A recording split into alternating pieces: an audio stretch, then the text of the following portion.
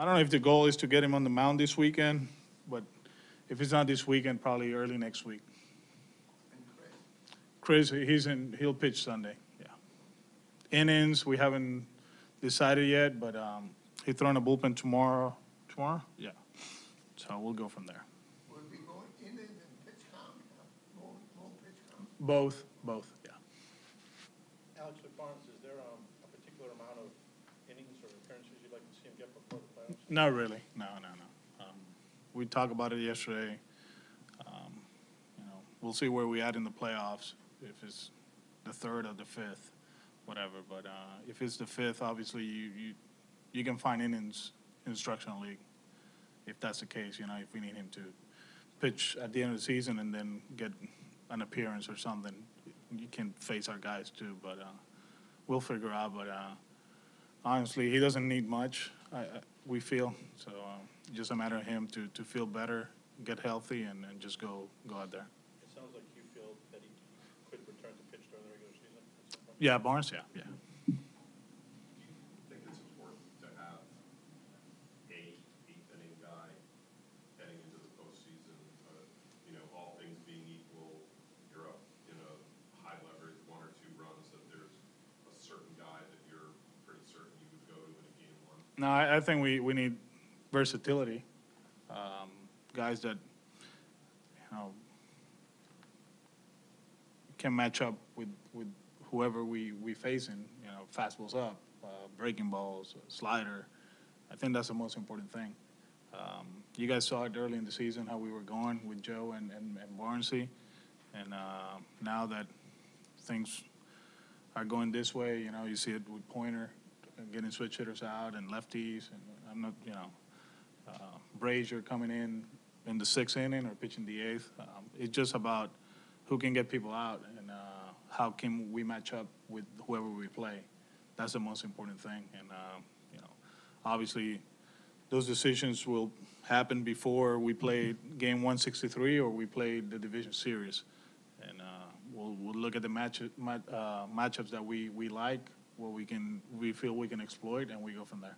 What might Wright add to the equation in the bullpen? We'll see. I mean, you saw him yesterday pitching the 8th. He's pitched the 6th, the 7th, 2 innings. So,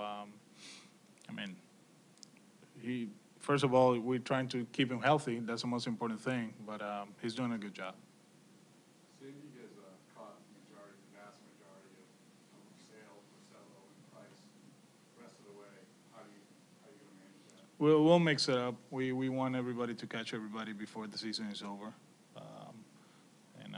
We don't know when we're gonna start doing this, but we have to do it. I feel that they cut those guys before, but I think it'll be important for them to catch them too. Do you think you'd carry all 3 guys in the play? Maybe we did last year in Houston. We had 3. All depends where we at and what we need. All depends who we play. Probably, that wildcard game is a lot different roster-wise. Obviously the division series is another roster probably. We'll see where we at and we go from there. When do those conversations? Hopefully as soon as we take care of business, and we'll do what we have to do, finish off, and we go from there. What have you thought of Devers' at-bats since he's been back? I mean, he's not chasing up. Yesterday he chased down. Very selective, it looks like. There's no, at one point I thought he was a little bit anxious, kind of like to produce, and he's not doing that. Defensively yesterday, he didn't catch a ball clean and he didn't panic, which is good.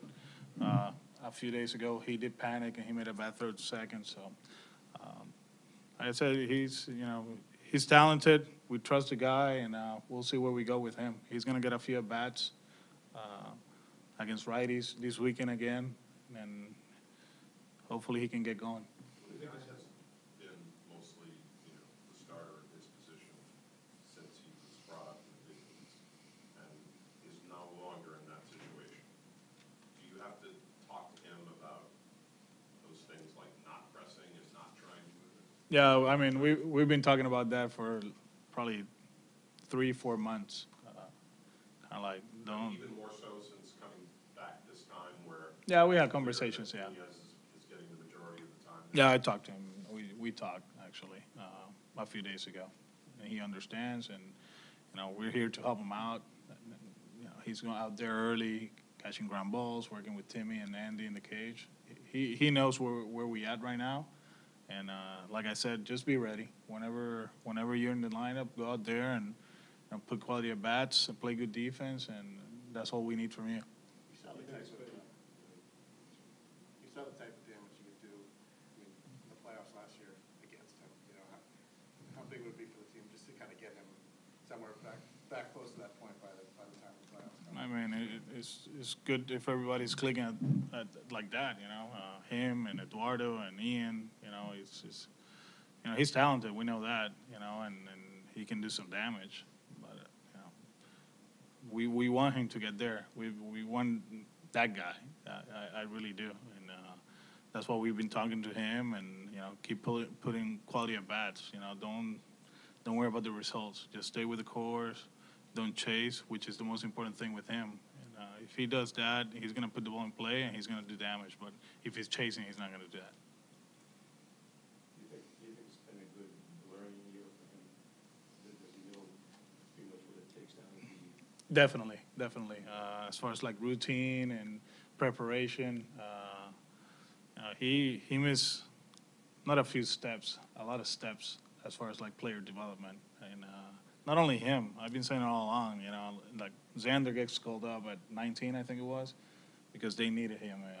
Benny, although he went to college, he missed a few steps of player development, and these guys are learning here at the highest level. And the good thing is with Rafi, there's a lot of guys there that help him out. Mitch, Eduardo, all those guys, that they've been around, they've been through situations like that, get called up early in their careers, and all of a sudden they're not playing or they struggle. So he has a few mentors down there, and the good thing about him, he listens.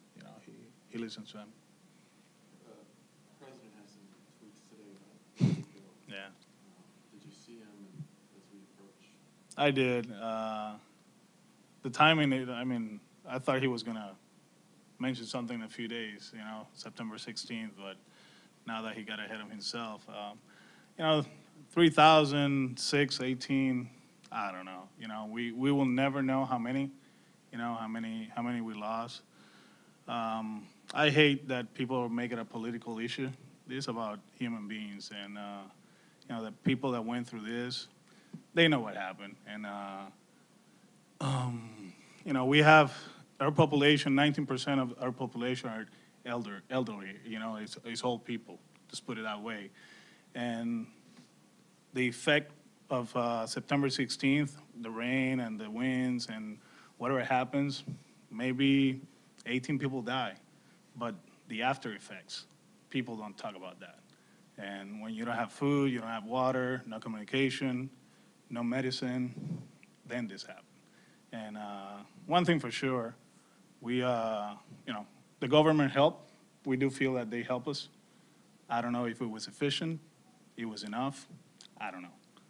The one thing for sure, the Red Sox help, the Cubs, the Pirates, the Houston Astros. There's a lot of people in the States that they still helping us. And, to be tweeting about 3,000 people and be efficient, and it's actually disrespectful for my country. We see it that way. I know probably he doesn't feel that way. And like I said, hey, man, thank you for helping us. He went down there. He did what he did. I hate talking about politics and all that, but I think this is more than politics. This is about a country that really suffer. We still, you see the hurricanes forming now. Everybody's panicking, and it's not easy, but hey, one thing for sure, and I told you guys before, one thing I'm proud is like, we standing up on our own 2 feet. Like, do we need help? Yeah, we do. We know that. But we've been battling through it. We're not where we were, but we will be there. And it's just a matter of time. But, it's a little bit kind of like frustrating that the topic keeps coming and coming and coming. What's the point? honestly, you know, and I respect him, you know, he's the president of the United States, but I don't agree with a lot of stuff that he says about us.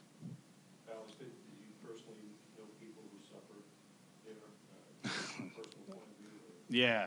I mean, when, like last year, when Mr. Crane got that plane, he got us a plane, it was 150 passengers. And, like I said, that day, it was, when I was in the baggage claim at the airport, and Mr. Crane was right there, I never seen so many people being so grateful of somebody. I mean, there were people that were sick, young kids. You know, my kids were there. They were, 3 months old. You know, to be able for them to come over, that was like unreal. And that's what it's all about. And Mr. Crane hasn't even talked about it, you know. It's, you know, we know a lot of people that right now, they still suffering, you know. They don't have a roof. They have a tarp. And, you know, there's people in the country, like in the mountains, they have no water. They just found out there was a military base in a town in the East Coast that they found, I don't know how many bottles of water, you know, just in the runway. And it's been there for 6 months. And FEMA kind of like fumbled that one, for what I heard, you know. And it's a story. There's a story after story after story, and you know, it's been a struggle. It's been a struggle, but you know, like I said, man, hey, we're better than last year. Obviously, we're better than yesterday. We keep getting better, and it's just a matter of time for us to be that enchanted island like back in the day. Good.